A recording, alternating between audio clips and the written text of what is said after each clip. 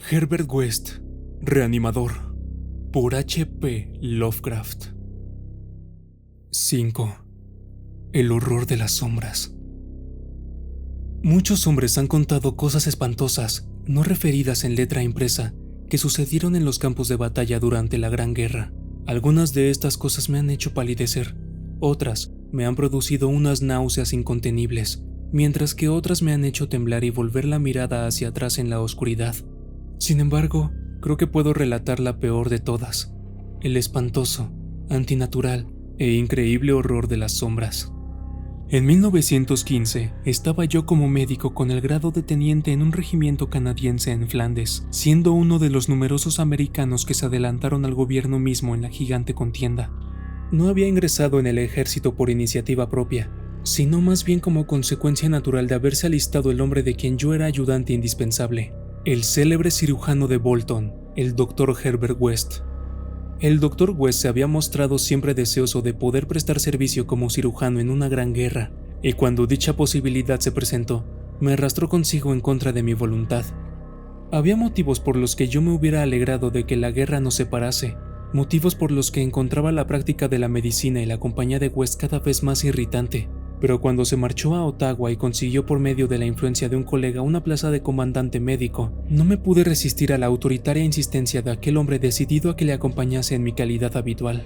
Cuando digo que el Dr. West estuvo siempre ansioso de poder servir en el campo de batalla, no me refiero a que fuese guerrero por naturaleza, ni que anhelase salvar la civilización. Siempre había sido una máquina intelectual, flaco, rubio, de ojos azules y con gafas. Creo que se reía secretamente de mis ocasionales entusiasmos marciales y de mis críticas a la indolente neutralidad. Sin embargo, había algo en la devastada Flandes que él quería, y a fin de conseguirlo, tuvo que adoptar aspecto militar. Lo que pretendía no era lo que pretenden muchas personas, sino algo relacionado con la rama particular de la ciencia médica que él había logrado practicar de forma completamente clandestina, y en la cual había conseguido resultados asombrosos y, de vez en cuando, horrendos. Lo que quería no era otra cosa, en realidad, que abundante provisión de muertos recientes, en todos los estados de desmembramiento. Herbert West necesitaba cadáveres frescos porque el trabajo de su vida era la reanimación de los muertos. Este trabajo no era conocido por la distinguida clientela que había hecho crecer rápidamente su fama a su llegada a Boston.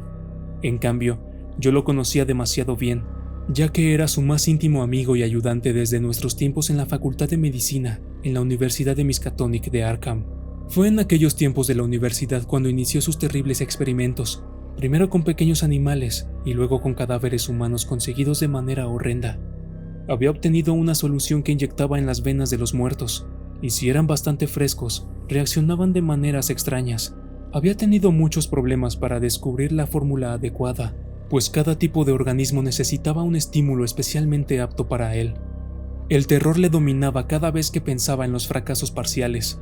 Seres atroces, resultado de soluciones imperfectas o de cuerpos insuficientemente frescos. Cierto número de estos fracasos habían seguido con vida. Uno de ellos se encontraba en un manicomio, mientras que otros habían desaparecido. Y como él pensaba en las eventualidades imaginables, aunque prácticamente imposibles, se estremecía a menudo, debajo de su aparente impasibilidad habitual. West se había dado cuenta muy pronto de que el requisito fundamental para que los ejemplares sirviesen era su frescura, así que había recurrido al procedimiento espantoso y abominable de robar cadáveres. En la universidad y cuando empezamos a ejercer en el pueblo industrial de Bolton, mi actitud respecto a él había sido de fascinada admiración, pero a medida que sus procedimientos se hacían más osados, un solapado terror se fue apoderando de mí. No me gustaba la forma en que miraba a las personas vivas de aspecto saludable. Luego, ocurrió aquella escena de pesadilla en el laboratorio del sótano, cuando me enteré de que cierto ejemplar aún estaba vivo cuando West se había apoderado de él. Fue la primera vez que había podido revivir la función del pensamiento racional en un cadáver, y este éxito, conseguido a costa de semejante abominación, le había endurecido por completo. No me atrevo a hablar de sus métodos durante los 5 años siguientes. Seguí a su lado por puro miedo, y presencié escenas que la lengua humana no podría repetir. Gradualmente llegué a darme cuenta de que el propio Herbert West era más horrible que todo lo que hacía. Fue entonces cuando comprendí claramente que su celo científico por prolongar la vida en otro tiempo normal había degenerado sutilmente en una curiosidad meramente morbosa y macabra, y una secreta complacencia en la visión de los cadáveres. Su interés se convirtió en perversa afición por lo repugnante y lo diabólicamente anormal. Se recreaba con tranquilidad en monstruosidades artificiales ante las que cualquier persona en su sano juicio caería desvanecida en repugnancia y de horror. Detrás de su pálido intelectualismo, se convirtió en un exigente Baudelaire del experimento físico, en un lánguido Heliogábalo de las tumbas. Afrontaba imperturbable los peligros y cometía crímenes con impasibilidad. Creo que el momento crítico llegó al comprobar que podía restituir la vida racional y buscó nuevos ámbitos que conquistar experimentando en la reanimación de partes seccionadas de los cuerpos. Tenía ideas extravagantes y originales sobre las propiedades vitales independientes de las células orgánicas y los tejidos nerviosos separados de sus sistemas psíquicos naturales, y obtuvo ciertos resultados espantosos preliminares en forma de tejidos imperecederos, alimentados artificialmente a partir de huevos semi-incubados de un reptil tropical indescriptible. Había dos cuestiones biológicas que ansiaba terriblemente establecer. Primero, si podía darse algún tipo de conciencia o actividad racional sin cerebro, en la médula espinal y en los diversos centros nerviosos. Y segundo, si existía alguna clase de relación etérea, intangible, distinta de las células materiales, que uniese las partes quirúrgicamente separadas que previamente habían constituido un solo organismo vivo. Todo este trabajo científico requería una prodigiosa provisión de carne humana recién muerta, y esa fue la razón por la que Herbert West participó en la Gran Guerra. El horrendo y abominable suceso ocurrió una medianoche, a finales de marzo de 1915, en un hospital de campaña detrás de las líneas de Saint-Éloi. Aún ahora me pregunto si no fue meramente la diabólica ficción de un delirio. West se había montado un laboratorio particular en el lado oeste del edificio que se le había asignado provisionalmente, alegando que deseaba poner en práctica nuevos y radicales métodos para el tratamiento de los casos de mutilación hasta ahora desesperados. Allí trabajaba como un carnicero, en medio de su sanguinolienta mercancía. Jamás llegué a acostumbrarme a la ligereza con que él manejaba y clasificaba determinado material.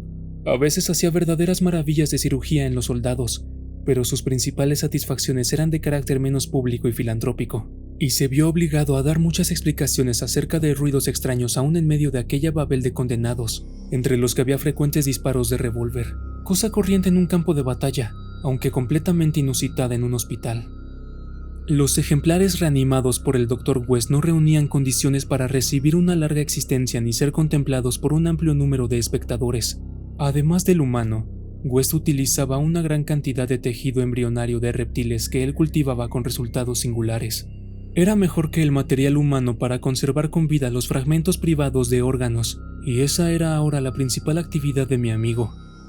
En un oscuro rincón del laboratorio, sobre un extraño mechero de incubación, tenía una gran cuba tapada, llena de esa sustancia celular de reptiles que se multiplicaba y crecía de forma borboteante y horrenda. La noche de que hablo teníamos un ejemplar nuevo y espléndido, un hombre físicamente fuerte y a la vez de tan elevada inteligencia que nos garantizaba un sistema nervioso sensible. Resultaba irónico, porque se trataba del oficial que había ayudado a que se le concediese a West su destino y que ahora tenía que haber sido nuestro socio. Es más, en el pasado había estudiado secretamente la teoría de la reanimación bajo la dirección de West. El comandante Sir Eric Moreland Clapham Lee, D.S.O., Orden de Servicio Distinguido, era el mejor cirujano de nuestra división. Había sido designado precipitadamente al sector de Saint-Éloi cuando llegaron al cuartel general noticias del recrudecimiento de la lucha. Efectuó el viaje en un avión pilotado por el intrépido teniente Ronald Hill, solo para ser derribado precisamente en el punto de su destino. La caída fue tremenda y espectacular. Hill quedó irreconocible. En cuanto al gran cirujano, el accidente le seccionó la cabeza casi por entero, aunque el resto del cuerpo estaba intacto. West se apoderó ansiosamente de aquel despojo inerte que había sido su amigo y compañero de estudios. Me estremecí al verle terminar de separar la cabeza, colocarla en la diabólica cuba de pulposo tejido de reptiles con objeto de observarla para futuros experimentos, y seguir manipulando el cuerpo decapitado sobre la mesa de operaciones. Inyectó sangre nueva, unió determinadas venas, arterias y nervios del cuello sin cabeza, y cerró la horrible abertura injertando piel de un ejemplar no identificado que había llevado uniforme de oficial. Yo sabía lo que pretendía, comprobar si este cuerpo sumamente organizado podía dar, sin cabeza, alguna señal de vida que había distinguido a Sir Eric Moreland Clapham Lee, estudioso en otro tiempo de la reanimación. Este tronco mudo era ahora requerido espantosamente a servir de ejemplo. Aún puedo ver a Herbert West bajo la siniestra luz de la lámpara, inyectando la solución reanimadora en el brazo del cuerpo decapitado. No puedo describir la escena.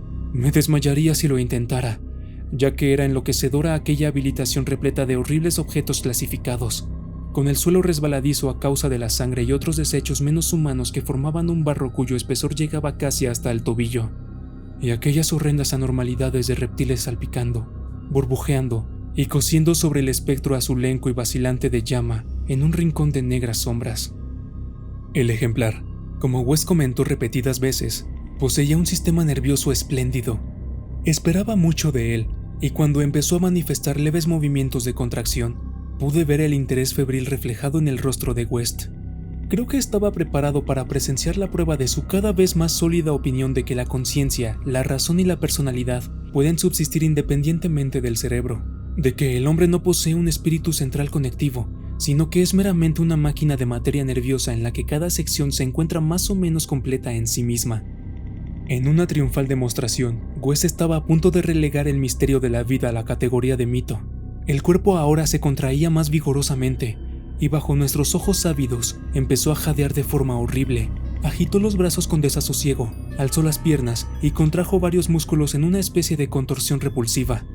Luego, aquel despojo sin cabeza levantó los brazos en un gesto de inequívoca desesperación, de una desesperación inteligente, que bastaba para confirmar todas las teorías de Herbert West. Evidentemente, los nervios recordaban el último acto en vida del hombre, la lucha por librarse del avión que se iba a estrellar. No sé exactamente qué fue lo que sucedió. Tal vez se trata solo de una alucinación provocada por la impresión que sufrí en aquel instante al iniciarse el bombardeo alemán que destruyó el edificio. ¿Quién sabe? Ya que West y yo fuimos los únicos supervivientes. West prefería pensar que fue eso, antes de su reciente desaparición. Pero había ocasiones en que no podía, porque era extraño que sufriéramos los dos la misma alucinación. El horrendo incidente fue simple en sí mismo, aunque excepcional por lo que implicaba. El cuerpo de la mesa se levantó con un movimiento ciego, vacilante terrible, y oímos un sonido gutural. No me atrevo a decir que se trataba de una voz, porque fue demasiado espantoso. Sin embargo, lo más horrible no fue su cavernosidad, ni tampoco lo que dijo, ya que gritó tan solo: ¡Salta! ¡Ronald, por Dios, salta! Lo más espantoso fue su procedencia, porque brotó de la gran cuba tapada de aquel rincón macabro de oscuras sombras.